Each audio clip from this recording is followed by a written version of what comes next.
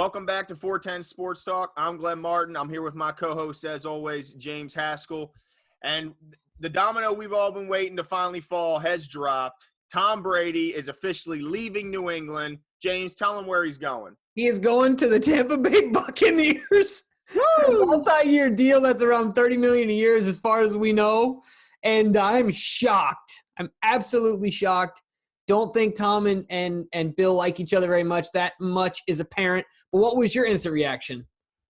I was stunned to hear the news when he finally came out and announced that he will not be returning. I was shocked. I thought, with a lot of players, they kind of like to negotiate in the media, maybe threaten some things. And I thought that's what he was doing all along until he finally did his goodbye to the fans and the organization.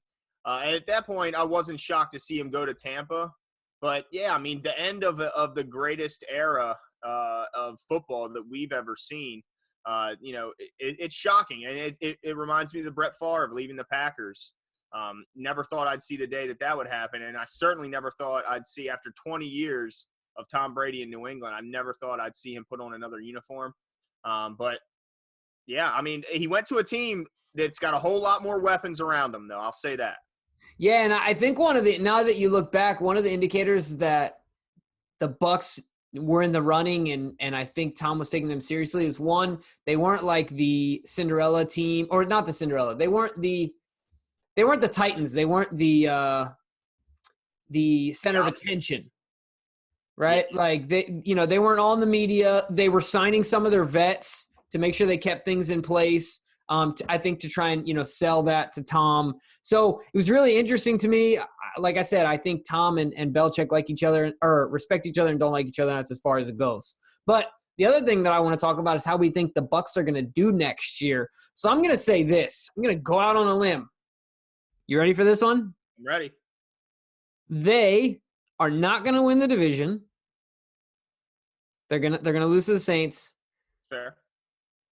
They're not going to be. Don't say it. They're not going to be 2 games, record-wise, 2 games better than they were with Jameis. Oh, my goodness. They're not going to be. What was the record last year? Oh, the Bucs record wasn't good. Give me a second here. Well, while you look that up, let me just tell you how crazy you are, okay? Yep. They are a definite playoff team. You have to remember, Jimmy, that they just added an additional playoff team this season in both conferences. So you're even saying, despite that additional spot, they're still not going to be a playoff team. I think it's surprising. Let me tell you why. They have the best receiving core in the National Football League. They have Mike Evans and Chris Godwin, 2 top 10 receivers, in my opinion. And, oh, by the way, they also have O.J. Howard and Cameron Brate at the tight end position, 2 pretty good ones. A guy like O.J. Howard that I think every Ravens fan was pretty upset we didn't take a few years back when we grabbed Marlon Humphrey, which turned out to be a pretty smart move by Ozzie. And I don't think they're done. They still have cap space, the second most cap space coming into this offseason. I think they're adding Melvin Gordon to come along with it. So now, boom, now you got a running back. You got a stellar receiving core to go along with an offensive line that there's, they got a couple pieces. They still got some ways to go, but there's depth in the draft. And also, this secondary wasn't very good for Tampa, but their run defense in front seven was pretty impressive. So I think overall he went to the team with the best talent around him, and they have Bruce Arians, who's a heck of a quarterback whisperer and a known players coach, which is certainly a drastic difference from where he's coming from with Coach Belichick. Just remember that the argument sounded very similar about the Browns. Oh, my goodness. Sounded very similar. Baker. No, I'm not. But these things I will say that stand to be true, that are factual. What's that? Tom is changing locations for the first time in 20 years. Everything will be different. I do believe that there will be a shock, and he will find himself in moments thinking, man, nobody leads like Bill Belichick. As good as Bruce Arians is, he's not Belichick. We will all openly admit that. Bruce would say it himself. And I think Tom will find himself in moments feeling that difference as far as the team. Number 2, Tom is still pushing 44 years old. Yeah. Like, there's got to be a point, right? Like, all things that go up must come down. Like, there's got to be a point. And I think that he's going to hit a wall in the season where it's hot. He's in Florida. It's nasty. They're not doing great. I don't know. I don't see him having the same energy and the same drive as he did.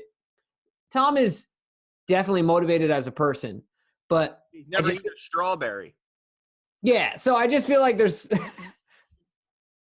he won't even eat strawberry. I mean, the dedication that this guy has shown, the discipline is incredible. But I look, I tend to agree with you. He's got to learn a completely new offense, which is something he's, hasn't had to do in quite some time. And you're right. He has to go to a different building. He has to go to a different state. So a lot of things will change. So it's something we're gonna have to wait and his see. family's gonna be in LA. Oh, yeah, I mean, I'm sure, look, they got a lot of money. They probably got their own jet. I'm sure they'll spend a lot of time together. But let me ask you this from the other side, the New England side. What are they going to do at quarterback? I know they mentioned that they like Jared Stidham. I think their 4th or 5th round pick last season. But, he's a 4th or 5th round pick for a reason. A lot of guys are off the market. So who do you got them bringing in, if anyone? The ultimate Bill Belichick move right here is they're going to pick up Jameis Winston, and he's going to light the NFC East on fire, and they're going to win the NFC East.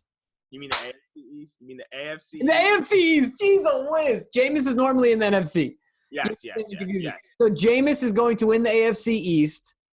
Belichick and that coaching staff is going to limit the turnovers, and it is going to be – What? Hold on. You just slid that in like it was obvious. Somehow Belichick is going to do what no man has been able to do, and that's limit Jameis Winston's turnovers. How many? Didn't he have 30 interceptions last year? Look, if Belichick can take Matt Castle to an 11-5 season, he can do a lot with Jameis. Okay, not just Belichick, but McDaniel, longtime offensive coordinator. I think that they're going to get some weapons. He does not have the patience for that dummy Jameis Winston. Okay?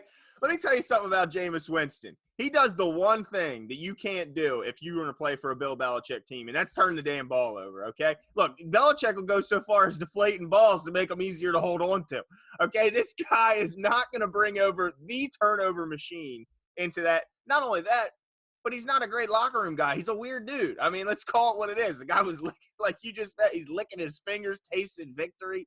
He's just a weird dude.